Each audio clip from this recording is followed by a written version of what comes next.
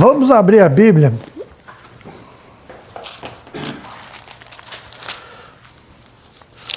Vamos abrir a Bíblia em Efésios, capítulo 2.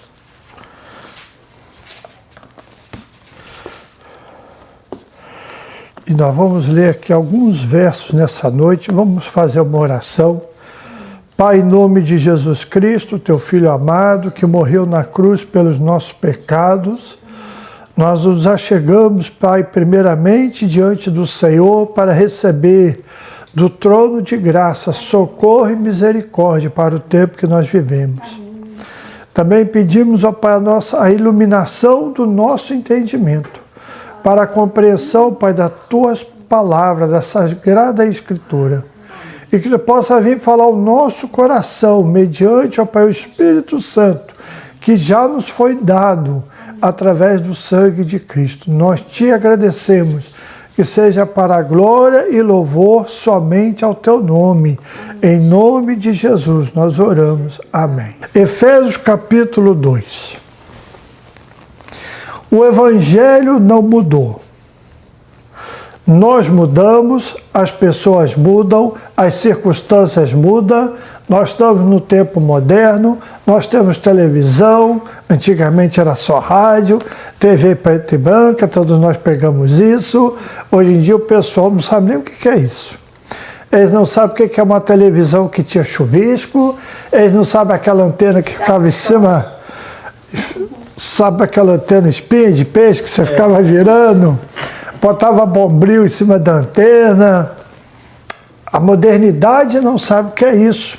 Talvez em lugares muito pobres ainda, mas nas grandes capitais, essa geração nova não sabe o que é isso. Talvez não saiba o valor da modernidade, o que é ter um celular na mão. Um celular que acessa banco. Por exemplo, nós somos de um tempo que tinha que se escrever carta, tinha aquele envelopinho com as beiradinhas, com as coisas do Brasil, assim, demorava 3 meses para chegar uma carta. Você tinha que abrir, tinha que ler, se alguém não soubesse ler, tinha que alguém ler, ou você ligava para o orelhão comunitário. Alguém atendia e falava, vou lá chamar. As pessoas se esquecem. Tudo que nós fazemos, tudo que nós passamos, as coisas difíceis. Agora imagina uma história de 2000 anos atrás. Como ela pode chegar distorcida nos tempos modernos. Mas o velho evangelho não mudou. O velho evangelho continua o mesmo, o evangelho da cruz, rude cruz. Só que nós, nessa modernidade, precisamos rever o que nós acreditamos. É como que se a gente entra com uma canoa dentro do rio. E você já ouviu falar na canoa furada. Você, quando você percebe, você está numa canoa furada, você fala, mas eu achei que todo mundo sabia. Mas ninguém prestou atenção. Ninguém levou o salva-vida, colete salva-vida. Ou você entra, não tem remo, você desce a ribanceira, né? A correnteza. Mal sabe que lá na frente vai ter uma cascata, uma queda d'água. E aí você diz assim, mas eu não sabia, eu achava, lá em cima o rio era calmo. As pessoas estão indo, como diz Jesus, às 2 portas. Grande, larga, caminho espaçoso e a portinha estreita, o caminhozinho apertado. Uma correnteza vai te levar para algum lugar e um destino você vai chegar. Mas eu quero falar nessa noite desse evangelho. Quando nós chegamos em Efésios capítulo 2, você sabia que muitas das vezes o dia a dia da religião não deixa você ver o que está escrito aqui. Ou você vê o que está escrito, mas você não pega o significado. Você não entende o que está escrito. Vou refrescar a nossa memória, por exemplo, citando o Salmo 14. Todo mundo fala dos Salmos. Salmo 14, verso 2 e verso 3 fala assim, Deus olhou lá do céu, contemplou os filhos dos homens lá embaixo e viu que todos eles se desviaram e que ninguém buscava a Deus. e que não havia um justo nenhum sequer. Para dizer que o salmista não errou, ele repete a mesma coisa no Salmo 53. Deus olhou lá do céu, viu os homens lá embaixo. Se alguém buscava a Deus, todos se desviaram. Não há um justo nenhum sequer. Para nós cristãos, o apóstolo Paulo resume isso lá em Romanos capítulo 3, verso 10, verso 12, mas no verso 23 ele diz assim: todos pecaram e destituídos estão da glória de Deus. Se você pensar no que eu acabei de falar, quantos que pecaram? Todos. Everybody. Todos. Não escapa ninguém. Isso significa que Isaías capítulo 53, você vai ler lá. Deus ia levantar uma pessoa, somente uma. E faria o quê? Nós, como ovelhas, nos desgarramos. Cada um de nós nos desviamos pelos nossos próprios caminhos. Mas Deus fez o quê? Os nossos pecados cair sobre ele. Tem uma pessoa para carregar pecado. E é o Cordeiro de Deus que tira o pecado do mundo. Então não adianta eu ir para Maria, para José, para fulano, para Beltrano, para cima e para baixo, de Gênesis a Apocalipse. A mulher só vai ter uma semente que vai pisar a cabeça do inimigo, a cabeça da serpente. A mulher vai ter uma semente que vai pisar a cabeça da serpente. E esse é Jesus de Nazaré. Uma coisa que me dá medo está no Evangelho de João, capítulo 14, verso 6, se não me falha a memória. Jesus disse: eu sou o quê? O caminho, a verdade e a vida. E ele acrescenta: ninguém vem ao Pai a não ser por mim. Ou nós estamos no mundo em que a religião está certa e esse verso está errado, ou esse verso está certo e esse rio que nos leva, essa correnteza, está errada. Irmão, se nós deixarmos nos levar na cultura moderna, na religião, nas tradições, nos costumes, na modalidade que aparece, coisas novas que aparecem que não são novas, a gente vai se desviar de quem? De Cristo. Tudo aquilo que vem no lugar de Cristo é o quê? É do anticristo. Tudo que vem se opondo a Cristo é o quê? É do anticristo. Por isso nós vamos ler Efésios capítulo 2. Vamos começar no verso 1. Ele nos vivificou. Quando? Quando nós estávamos mortos em quê? Em ofensas e pecados. Nós estávamos em que situação? Nós estávamos dormindo. Nós estávamos desatentos. Nós estávamos pensando em fazer bobeira, besteira. Nós estávamos curtindo a vida. Não. Ele diz que o nosso estado espiritual, estávamos mortos. E não somente isso, em que noutro tempo nós andamos. Quem? Todos nós. Segundo o curso deste mundo. Lembra que eu falei como um rio que tem uma correnteza? Segundo o príncipe da potestade do ar. Quem que é esse, gente? Não é o Espírito Santo. Não é Deus. Do Espírito que agora opera nos filhos da desobediência. Pode ler o verso 3. Olha só o que está dizendo aí. Todos nós estávamos andando desse mesmo jeito. De que maneira? Fazendo nosso desejo. Fazendo o que a gente quer. Fazendo o que a nossa vontade e os nossos pensamentos desejam. E nós éramos, por natureza, filhos de quê? Filhos da bênção. filhos da unção, a bendita esperança. Não. Irmão, isso aqui é muito sério. Se nós andamos nessa correnteza que o mundo vai, nós somos filhos da ira. Sabe o que me chama a atenção aqui? É que todos nós estávamos do mesmo jeito. Mas ele veio para nos o quê? Vivificar, nos dar vida. Ele veio para quê? Se você está morto, o único jeito de dar vida é o quê? Levanta da morte, meu filho. É ressuscitar. Em Cristo Jesus nós recebemos uma nova vida espiritual pelo Espírito Santo que nos foi dado.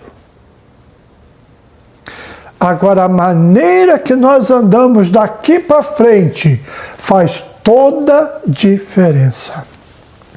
Como que Deus nos viu o nosso estado? De miséria, de petição, Você não pode se ajudar. Um morto não pode ressuscitar a si mesmo. Deus, em seu amor, vendo o nosso estado, Ele fez o quê? Primeira coisa, Ele nos amou. Isso é para tirar toda a nossa culpa e vergonha. Porque o pior nosso Ele já sabe. O pior seu Ele já sabe. Mas Ele te amou. Quando? Quando você não podia se ajudar a si mesmo. E aí o verso 5. E aí o que Ele faz com Jesus Cristo? Nos dá vida com Cristo. Por que é pela graça, então? Já que não havia um justo sequer, já que nós já estávamos mortos em ofensas e delitos e pecados, diz o quê? Nossos atos de justiça são como trapos de imundícia. Nós somos como a folha seca, e os nossos pecados é como o vento. É o nosso pecado que nos arrebata para longe. E aí Cristo vem e Ele nos dá vida. Nossa salvação, irmãos, não é baseada em nada. Preste atenção no que eu estou falando nessa noite. Atos capítulo 10, Cornélio.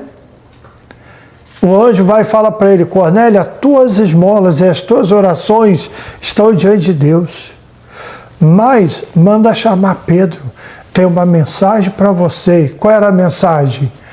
A de salvação. Jesus Cristo morreu na cruz pelos nossos pecados. Gente, não há salvação fora de Cristo. Frequentar a igreja não salva ninguém. Pagar dízimo não salva ninguém. Pagar imposto para o governo não salva ninguém. Eu ia ajudar alguém a trocar um pneu, não salva. Isso é bom, isso é bonito, isso é moralmente correto, mas não salva. O que salva? A morte de Jesus na cruz do Calvário, o sangue que foi derramado como expiação pelo nosso pecado, a ressurreição de Jesus. Quando Jesus ressuscita, tudo que é velho acaba. Quando nós somos batizados em Cristo, nós éramos para ser batizados aonde? Na morte de Jesus. E viver como agora? Como ressuscitados em Cristo.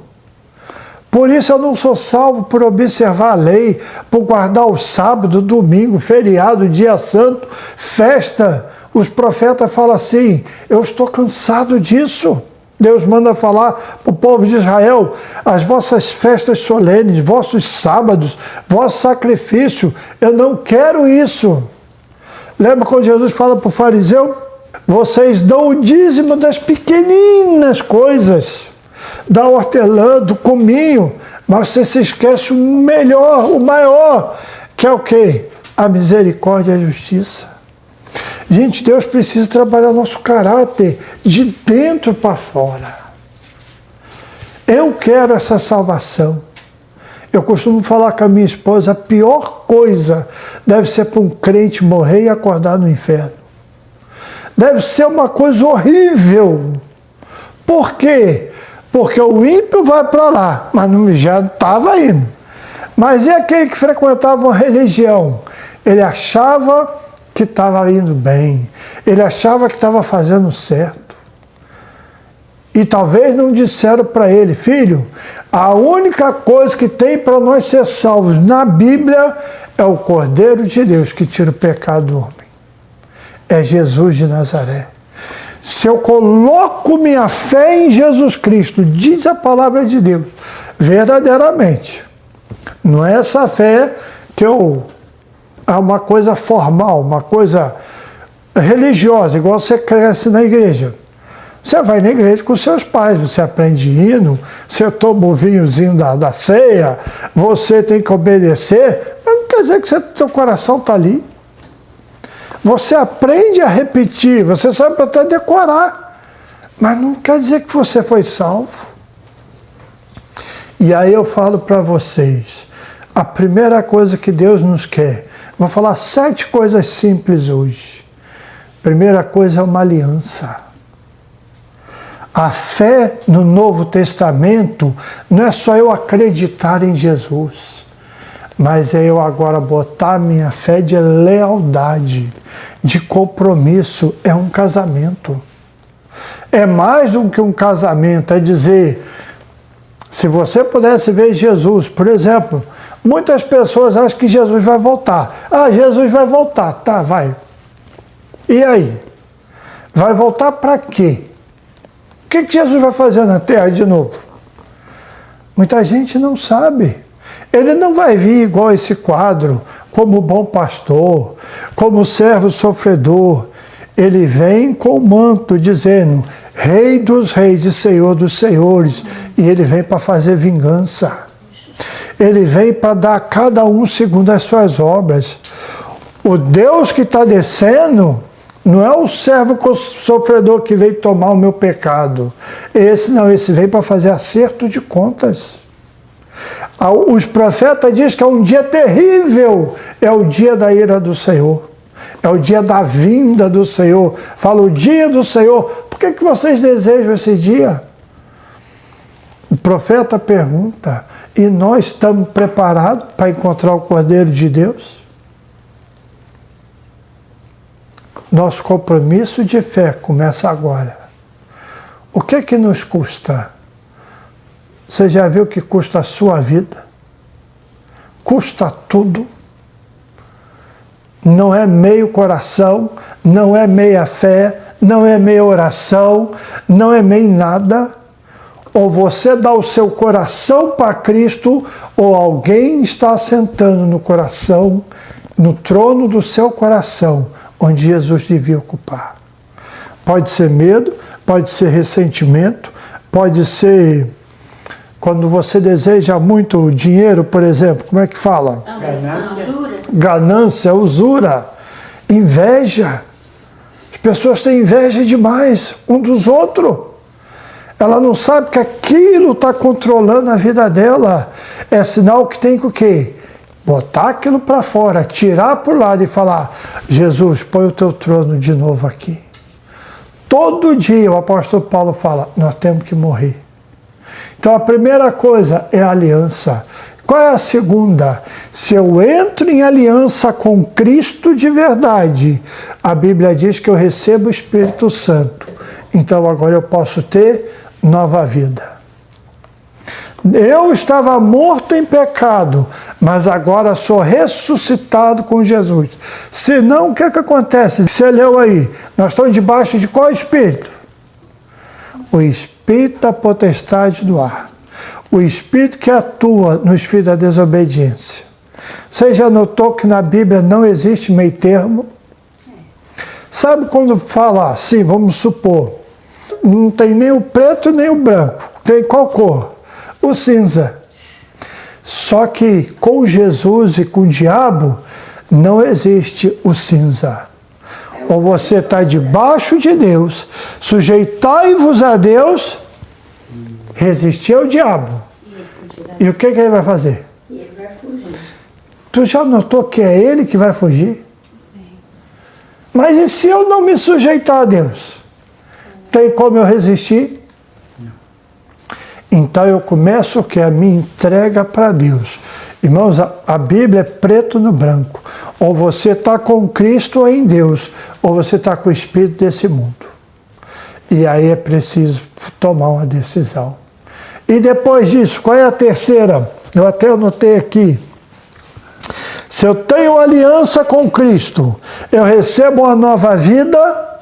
Essa vida que agora eu vivo começa a ser o quê? Uma vida de adoração a Deus. Adoração na Bíblia não é quem canta louvor. Isso é coisa bonita. Quem tem uma voz bonita, parabéns. Mas você pode cantar por cantar. Já viu o passarinho quando ele canta? Engraçado, pode estar chovendo, pode ter sol, pode ter lua, lua não, né? Mas é de manhã. Ele não está ganhando dinheiro, ele não está. Se você está filmando ou não, ele está cantando.